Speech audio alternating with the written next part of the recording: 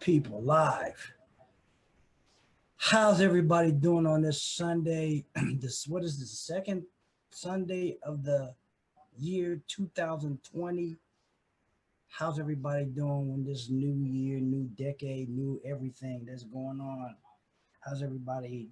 How's it going on so far? We're almost halfway through this month. Tomorrow, the 13th of the month. 13 days in 2020, folks. 2020. 13 days within the new year. How's everybody feeling about that? With 13 days within the new year, I want to show you. Yeah, let me go here on Facebook. Go on Facebook here. Let me see if I can find it. There's a video. Damon Dash. He's an interesting guy. Something we need to look at. Damon Dash discusses how the powers that be program the masses to think a certain way. And I've been saying this. Let's take a look at this video.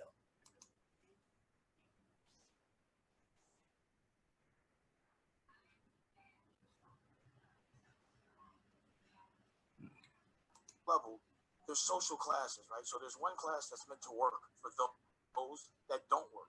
Yeah. And those that don't work are usually second and third generation. They're born into it. The reason why is those people own things and they pass it. Yeah. So what they do is they give another class, the working class, distractions, make them hate each other, make them want to do sports and only know how to do like what's lotto. Like we're only programmed to say the only way we could get out of a social class to be workers is to be athletes or to be entertainers.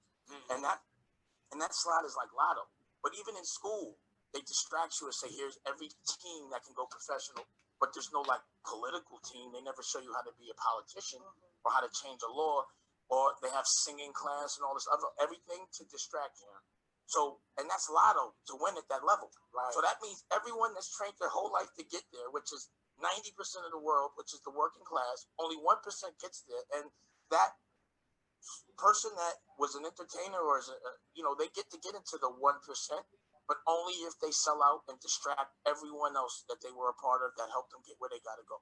And I'm just not down for that pattern. And it's strategic. It's not like, like the way nerds, people that aren't strong, control, people that are strong, like whatever, like jump in front of me, I fight. But people that are weak, they have to be strategic about how they control. So brain controls muscle. And that's what's been happening. We've been controlled. We've been programmed to hate each other, kill each other, be happy to have a job, happy to work for someone else, and only happy to be able to take care of yourself. So everybody comes from a place of self-preservation. Everyone's always worried about themselves. And the purpose of love is to love people before you love yourself. But now, look at the way the system is set up. In school, they take your kids from you, and then they tell you, unless you go to college, and this is, the majority of the world, and the majority of the world is the working class. Unless you go to college, which you can't afford, unless you get a loan to go to college, you've done something wrong. So you go to college, you get that loan, and in order to pay off the loan, you got to get a job you don't want. And you're still desperate. And in order to buy that house, because you paid that loan, you ain't got no cash. Now you got to get a loan, another loan to get the house. Yeah. So you always have to be working from backwards. You always have to be worried about yourself.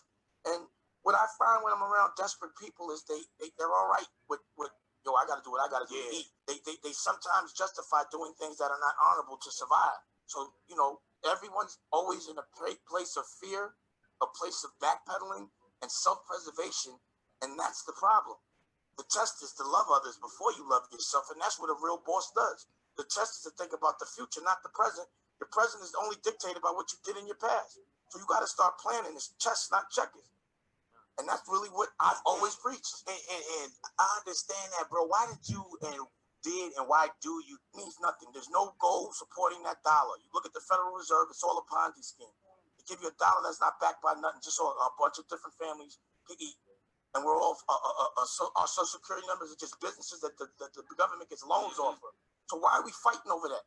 And also another thing about school is, I've been doing a lot with the ancient history, Billy Carson and all that, forbidden knowledge, understanding what they don't tell us, the Dead Sea Scrolls and the Emerald Tablets and all that stuff. It all involves us not being, us being made, genetically modified by Anunnakis to be slaves. That shit is an ancient text, but nobody says that. You understand what I'm saying? Why they don't teach us all of those type of things? I want to know what the fuck they're not teaching us that, because everything that we're not taught is meant to control us. You feel me? Like in our Bible that people read right now, it says obey your slave master in the Bible. So that had to be written by a slave. And how do we listen to any law that was made 50 to 100 years ago? Because they were made by people that had slaves. So how do we listen to any education or any law made by anyone that had a slave? All that shit should start over. But back to what I was saying about the pyramids and all that, you know, Billy Carson been going through all the hieroglyphics and all of the text.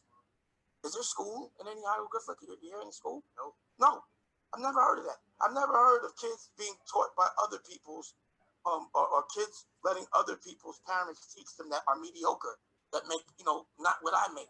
How could a teacher tell my kid how to be better than me? Or how to be, how teach my kid how to be better than me? And that they haven't done anything I've done.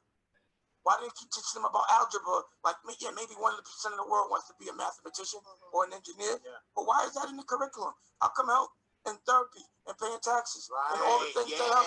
Why do they spend so much time distracting us and making us think something is supposed to be 9 to 5, great life? Like, we're really meant to work, get up early our whole life and only relax when we're 90? That does not make sense. What do you think a teacher's role should be now? To lead by example, to say, don't listen to me, go out there and live. You know, to me, it makes more sense instead of paying, because, you know, my daughter's college costs $60,000 a year. I would rather invest $60,000 a year into her business and let her learn that way. Because there's no teacher to get to teach my daughter about business. But because because a teacher told my daughter, unless you go to school, you fail. Since she's been 6 years old, she really feels, because she could be a supermodel right now. Like, she wants to be a model. She's running, but, you know, she's told, and her mother and all that, you got to go to school, or else you failed, unless you get a college degree, which has been implemented. Okay. That is so true. I was told the same thing. You got to get a college degree if you want to make something in yourself. You got to do it. But that's a system. That's a system that tells you you got to be this and that and the other thing, because it doesn't want you to think for yourself. And we got more and more people that are so caught up in compliance system. I call it the compliance system. That's a system that was established by the Rockefeller Foundation. The General Educational Board was based off of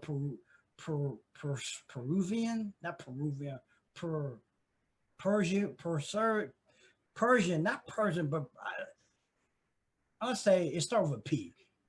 Okay, something in Europe they brought over here, and it was based to keep people in a compliance attitude, being compliant. If you don't do this, you know, subject to this and that and the other thing. All right.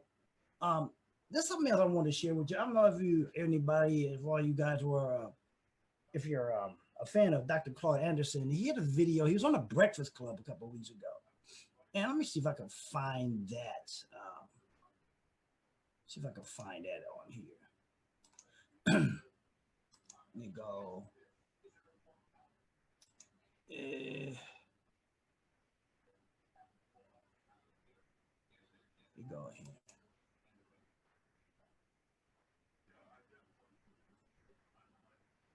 There's some interesting stuff on here.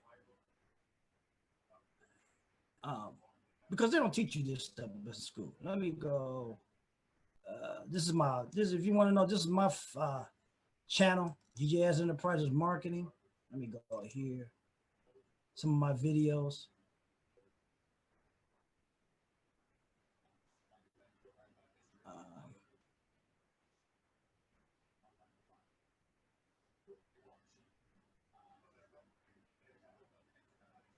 Let me see if I can see.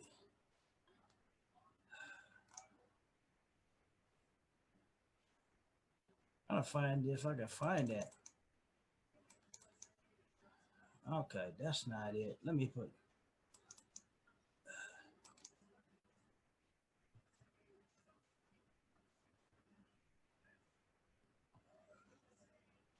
I just saw it. Why did this come up? Here it is.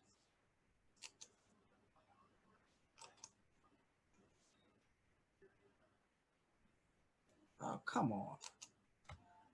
Okay, here it is. Dr. Claude Anderson, Breakfast Club. I'll play a little bit and listen to this, what he had to say. Come on.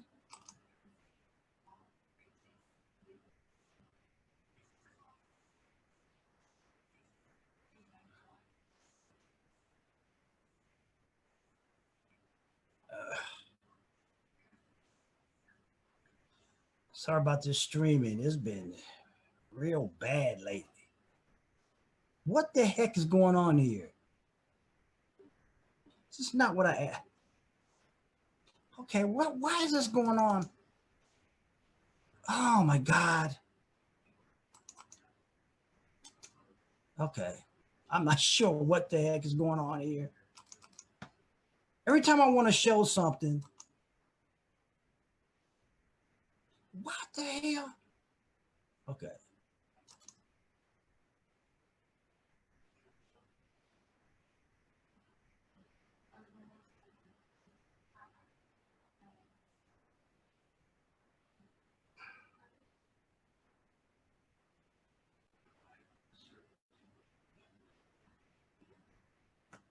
What's going on here?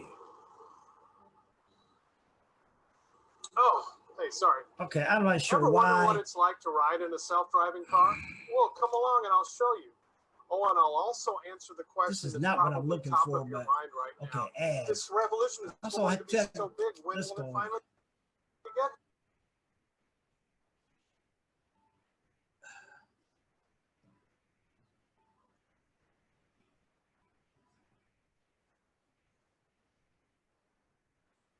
Wake that ass up early in the morning. The Breakfast Club. Morning, everybody. It's DJ Envy, Angela Yee, Charlamagne the Guy. We are the Breakfast this Club. mess Got a special coming up. guest in the building. Yes, indeed. Dr. Claude Anderson. Welcome, sir. Thank you all for inviting me. I'm glad to be here. Looks like I'm in good company. Yes, Yeah, you good are. morning. You know, you've been a very requested guest. Oh, really? Oh, yeah. People are always like, you gotta have Dr. Claude Anderson on. You gotta have Dr. Claude Anderson on for years. Yes. People been saying that. Well, you know why? I've been paying them well to ask you. Is that what Powernomics is? No. Well, Power now is specifically dedicated to trying to inform Black folk, trying to elevate them to a higher level of competitiveness in the society and overcome the primary legacies of slavery and centuries of Jim Crow semi-slavery in the South. We're in a very dangerous situation in this country as Black folk, and this next year is going to be our last chance to get out of it. So I thought you about to say it's gonna be our last year period. I wouldn't doubt that either. You're in a very dangerous situation. After all my years in politics and national politics and international politics, that's why I left the government. Then somebody got to get out here and start raising cane on behalf of Black folk. What did you do in government? Huh? What did you do in government? Oh, I was Assistant Secretary of the United States Department of Commerce, first Black. I was also a chairman for economic development for governors. Also, I was only Black to be appointed to be over the government's property disposal program, which means my signature alone, I give away all kind of federal property to anybody. Mhm. And also I was educator for over the entire state of Florida education system for about 8 years. And so I've been around the bond for a long time, but I've finally dawned on me that somebody got to get out here and start raising cane on behalf of Black folk. Now, how do we catch up? You know, we're so far behind. How do we catch up? Make sure that we can play in the same game or even on the same field. Well, the first thing I have to do is go back and correct what we've never done. In all my years in national politics and international politics, but most of the people you all are very familiar with by name, they never addressed the primary problems of Black people. Our primary problem was not social integration or civil rights. The primary problem is you never corrected the legacies and burdens of slavery. See, the whole point of slavery was to do what? They never asked that. It was to socially engineer Black folk into the lowest level of a real life monopoly game. What means that they maldistributed almost 100% of all this nation's land, resources, rights, privileges, businesses, and controls of all levels of government into the hands of the dominant white society. Black folk haven't got a snowball's chance of ever being a competitive people. You might struggle for the last another 2 or 3 years. It's going to wipe you out pretty soon. You came out of slavery in 1860 having 1/2 of 1% of this nation's wealth. Here you are 150 years later, guess what? You still own 1/2 of 1% of the wealth. And in a nation, in a race-based society, it is what you own and control that determines your equal opportunities and your rights, privileges. It has nothing darn thing to do with civil rights. That's a waste of time. It doesn't have anything to do with the voting, but that's an intellectual masturbation process. They ain't doing it good. What you need is own and control wealth and power. They said intellectual masturbation. I heard you say that earlier on something I was watching. You said they get off, but it does nothing for them. You got it down pat, bro. That's like you're starving to death. Somebody give you a steak, you rub it outside your stomach. They ain't gonna do you any good. They do the damn thing for you. No, quit playing with Black folk. Because when I left the president, I ran a campaign, I guess. But let me go back. I guess I've been very privileged in all my years now. I'm 85 now. So I reached the peak. I don't have to get along with anybody damn body anymore. Man, that's a beautiful feeling. You know, Yes, sir. that's one of the enrichments of age.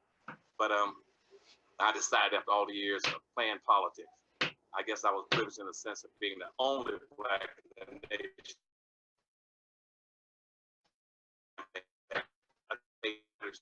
Governors, presidents, or attorney generals, or state legislators, and congressmen. No other blacks had that. I felt for that reason I had an obligation to get out here and do something for black folk. And so I don't play in the games with black folk. Most friends I know that you all probably have on your shows, right? They're just trying to get some self-indictment, elevation. I don't need it. So what did you think about Kamala Harris and Cory Booker? I know you said voting is an illusion. They're probably nice people. They can do it for black folk. You see, I have yet to this day ever heard or seen not one president, not one candidate for public office ever get up and say, here's what I'm going to do for black folk. That violates the entire premise of politics. Politics is a process that decides who's going to get what benefits out of life. It's based on a very simple premise of quid pro quo. Politics, as you know it now, never existed in about the 1500s. And what it says, they say we will determine who gets what blessings, who suffers. And so, consequently, nobody's ever stood up and said, here's what black folk are going to get. You talk about the candidates. The first thing these black folks should be asking is not what candidates you're going to represent or going to vote for. Who cares? What you should be asking is, what are you going to get? What are you voting for? That's right. What are you going to get in exchange for your vote? That's right. What do you get? What are you voting for? What are you going to get? If you didn't get the damn thing, why are you voting? And see, black, and not one candidate in all the years I ran campaigns, not one candidate or one president or one party, political party, not the Republican or the Democratic Party, Libertarian Party, Green Party, not one has ever promised that if I get the black vote, here's what I'm going to do for black folk. It's the first year it's ever happened, and I think the only reason it's happened is because of all the hell that's being raised on social media. And, you know, like a lot of times when these presidential candidates come up here, we ask them specifically, what is your black agenda? You're right. And what did she say to you? Well, I mean, they all have little things here and there. The only person I've seen have a real live black agenda is Mayor Pete. He has the Douglas plan, which is based off Frederick Douglass. Okay, right. And see, most of them, what they can do is give you that old game that they used during the formation of this country, 1789. When they met up in Philadelphia and says, we're gonna build this nation, and we're gonna create a document that make us the cradle of democracy. It's gonna be a constitution. And they said, but we're gonna make this a land of opportunity and freedom for everybody. Yeah, right. Okay. So they met in Philadelphia for a whole week. You know what they did for a whole week? They closed the doors and put guards on the windows in Philadelphia and said, now we gotta write this constitution, but we got a problem now. We're gonna offer this as a land of opportunity for everybody. It is inconsistent and hypocritical for us to be getting ready to enslave all these damn black folk we're bringing into the country. He said, how are we gonna get past that? They said, well, what we'll do, we'll run a game on them. They've been running that same game ever since. What we'll do in the Constitution, we use very broad and ambiguous terms. In certain terms, certain of those broad ambiguous terms would apply to whites and certain apply to black folk. So in the United States Constitution said, we the people, all God, got a God-given right to life, liberty, and pursuit of happiness. Initially, it wasn't even happiness, it was really a property. Black folk gonna be property. And so that's what it was structured on. And they said, what about black folk? And they read the Constitution. They said, what we'll do, let's use other words. Let's use code words like those who are indebted, those who are in bondage, those who are property, those are 3/5 of a human being, those who are equal to a field animal. And our people never figured that out. So you got all our civil rights leaders running around for years and running for public office like you're talking about we got rights. You don't have any rights in the Constitution. There's no rights for blacks in the Constitution. You have the United States Constitution in 1789 was strictly the first affirmative action plan in the country, strictly and solely for whites. And those who later on could pass for whites. That's what it's about. Black folk are the only people in this country that can't pass for white. And when I left the White House with President Carter in 1970, the Office of Management and Budget says, we're now going to make everybody here that comes into the country, we're going to start qualifying them as being white. Up until 1970 as an example, Hispanics were always white. They were always whites. So what happened in 1970, I was over education for the state of Florida at that time, and I have the dubious honor of writing the second affirmative action plan in the United States, but the first one for black folk. I wrote the affirmative action plan approved by the governor and the state cabinets, the system, Not, I didn't write it for minorities and poor folk, those broad terms, and people of color, and for diversity, you know, and for gays and lesbians, and midgets, humpbacks, and one-eyed people. I wrote it strictly for black folk. So listen, how is there any?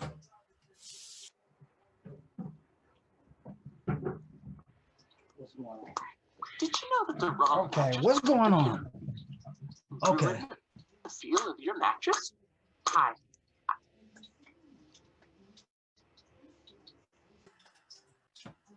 Any way that blacks can correct the resource imbalance? Yeah, you can see it when you start playing the game. That's why my second book I wrote the first book called Black Labor, White Wealth, and which Ebony Jet calls the second Bible for black folk around the world. It sells all over Europe and Africa. That was to show you every technique, every trick, every custom, every policy that the major white society used to lock black folk into a lowest level of a real life monopoly game, and they maldistribute all the resources. Period. Showed us that in very graphic terms. I think you got to have a copy of that bottom book over there. Yes, sir. Black Labor, White Wealth. That's what that was for. You got dirty little secrets. You got more dirty little secrets. Right. Okay. Thank you. Now and this is what they call it around the world. They call this the second Bible for black folk. Shows you exactly what happened to you, and that you have no rights. And power. I found that with Powernomics. Oh, behind you. Yeah. There you go. Boom. Okay. Yeah. And this is a national plan. What was the question you just asked me? I ran past it. Yes. How do we catch up? Okay, how you catch up? This is a national plan for black folk. It says the national plan to empower black Americans, period. What you first thing you gotta do, make it long story short, you gotta have what you never had in this country. That's a group self-interest. You've been inculcated and coordinated and brainwashed to believe that you got some obligation and responsibility to save the world. You gotta save everybody first before you save yourself. Now, I'm a pilot. I don't fly anymore. I'm too old to be flying. One of the first things I would tell people on my plane as passengers, the first thing you do, if we lose cabin pressure at 30,000 feet, we don't have any cabin pressure at night over 10,000 feet. If you lose cabin pressure, a panel over your head will fall down. Right. When that mask falls down, the first thing you all should be doing is putting the mask on yourself. Quit trying to save everybody. Why is always got black folk marching trying to save it? We're marching for gays. We're marching for women. We're marching for poor people. We're marching for the handicapped. And yet you only control 1/2 of 1% of wealth. You haven't got a snowball's chance. And at the end of slavery, as I said, you had 1/2 of 1%. Guess what? The average white person at that point in time had 3,500 times more wealth than the average black. That means that 99% of everything in this country was in the white society. And it's still in the white society. I don't care from Vermont all the way to California, San Diego. 98% of everything of value is locked in the white society. 87% of it's frozen, locked in the white society. You can't get it out. So all you got to compete with is about 13% of the grams.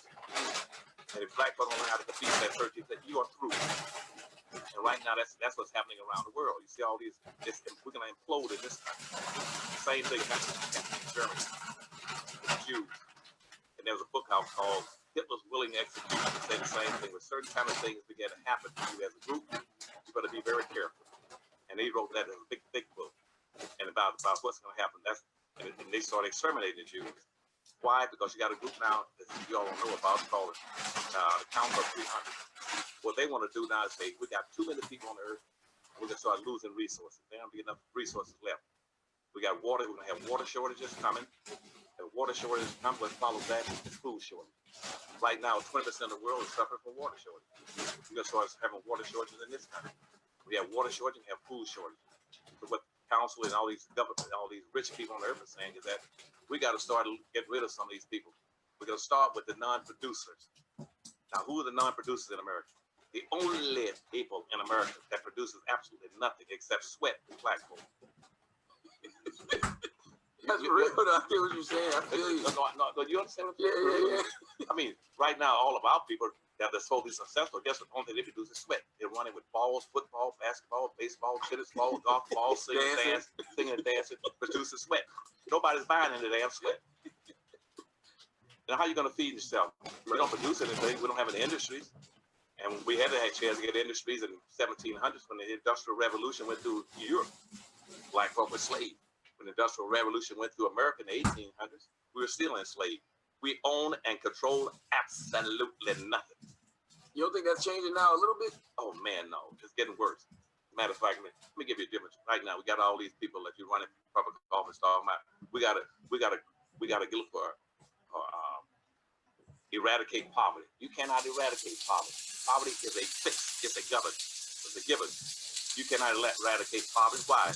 Because just like you can't eradicate, you got an up, you got a down, you got an in, you got an out. That is a fix. You cannot change it. And you always got people want to eradicate poverty. What you should be saying is leave poverty alone. Go down and try to figure out how to get black folk out of poverty. Nobody trying to eradicate poverty. Leave poverty alone and get blacks out. And see, so like, well, what we need to have more equality. On a race-based society, you cannot have equality. It's impossible. The whole point of a race is a contest. Right? Okay, people. I'm gonna end it there. Let me see. I'm gonna end it there. That's the end of my show for this night. And what I'm gonna do, if you want to see more of this, I'll leave the link to this. It's on my page, on Facebook. I'll leave the link to this so you can see the whole interview with Dr. Claude Anderson on the Breakfast Club. With that being said, I know everybody's gotta get up in the morning, meet that mule, and it's true. Okay, you gotta own something to even make a difference in this country, in that capitalistic society. I'm gonna leave that link, more of it, on my page so you can see the whole interview.